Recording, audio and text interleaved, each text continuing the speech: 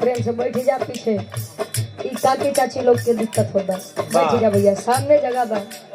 वैसे मैट बड़ा बढ़िया बिछाया है, हाथ से बाहर तक चाहिए जहाँ बैठा, कोनो दिक्कत नहीं भैया। निवेदन में बैठ जाओ, बैठ जाओ। बड़ी सुंदर गीत के संकेत हमारे डब्लू गुरुजी करते हैं।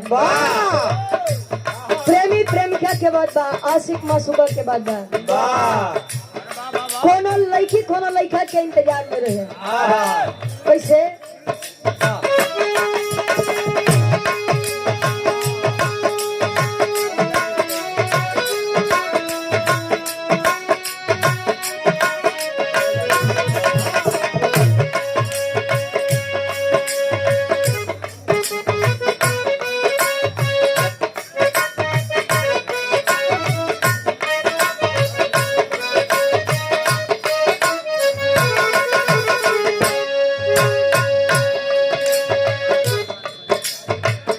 हमारी अटरिया पे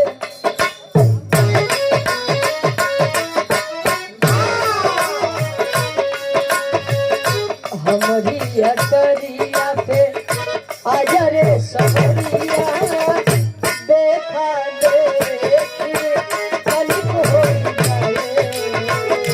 हमारी अटरिया पे आवा हो सवरिया,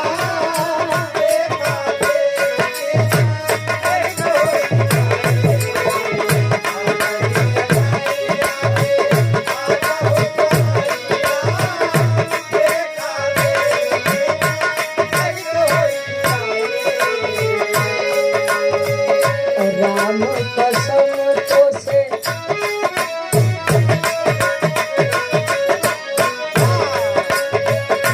राम कसम तो से झूठ बोलिया, चढ़ली जवानी भस्म हो जाए। राम कसम तो से झूठ बोलिया,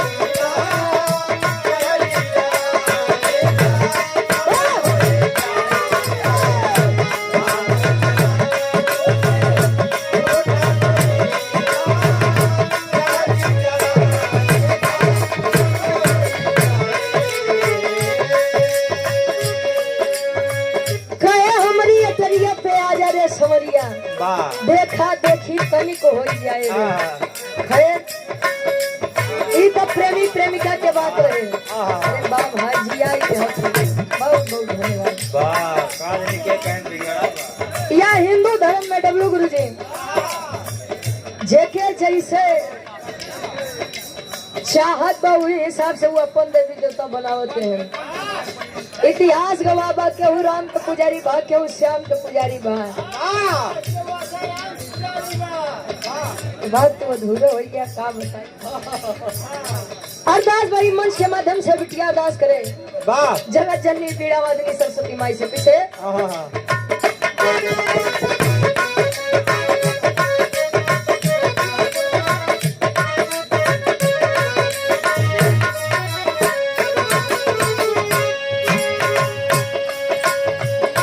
आईनी दुआरिया पे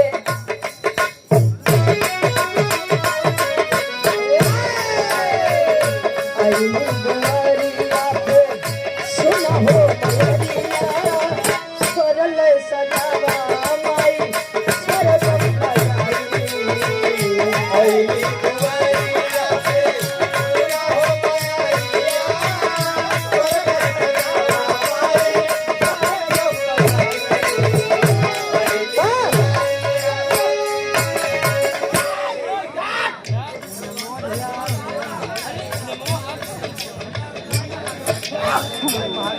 और ये बड़े अच्छे श्रोता है मुन्ना यादव जी। आई हाँ हाँ बैठ गया बाबू, तो मामू को हाथ दिला दो। इस सुंदर माला 500 रुपया, बहुत बहुत धन्यवाद। आशीर्वाद के चारी के बच्चे अपनी कला में कामयाब है। हमारे बाबू के रिश्तेदारी केवल पड़ताक बढ़ने का आनंद। अरे जिया गुरु जंग बहादुर गुप्ता हमारे गार्जियन जी 10 रुपया, बहुत बहुत धन्यवाद। अच्छा यहाँ पे तो घरे नातिन बाबा। अच्छा ठीक ठीक, ईश्वर की कृपा परिवार के ऊपर बनी रहे बिटिया, दिन दुनिया अच्छे में तरक्की करे। बाबा क्या बात। रजू भैया हमारे सराय रैया से 21 रुपया, बहुत बहुत धन्यवाद।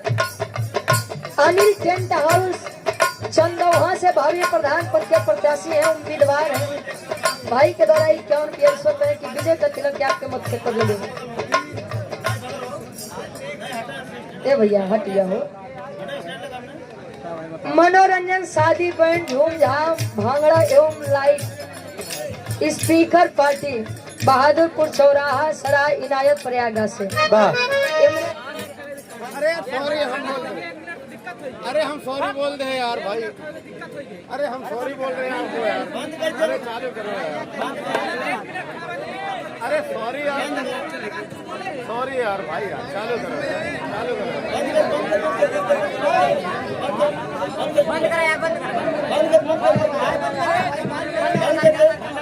Hello hello